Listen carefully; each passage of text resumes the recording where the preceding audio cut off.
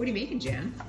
I am making a tagine, and that is, it's interesting because a tagine is actually the dish that you cook in. It's kind of like saying, oh, I'm making a casserole, but every casserole could be different and every tagine could be different.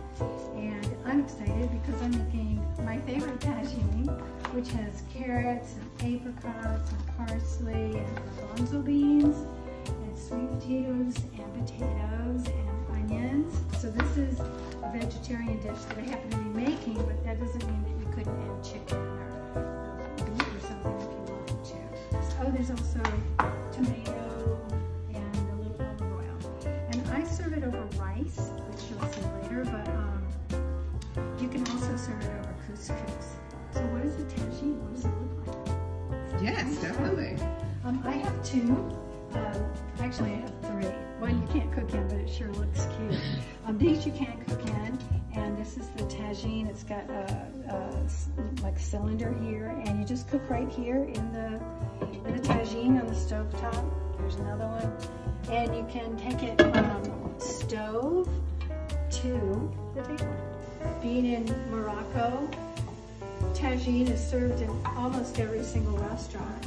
And of course there's a lot of different variations, and probably the most popular is chicken, lemons, and olives, and that's really good, of course.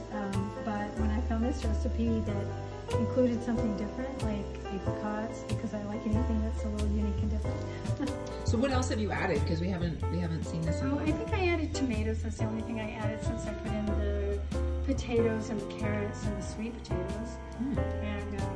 And I put in some spices.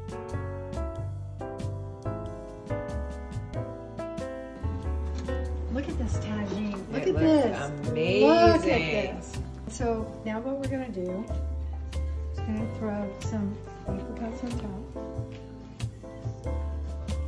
And we're going to put a little parsley.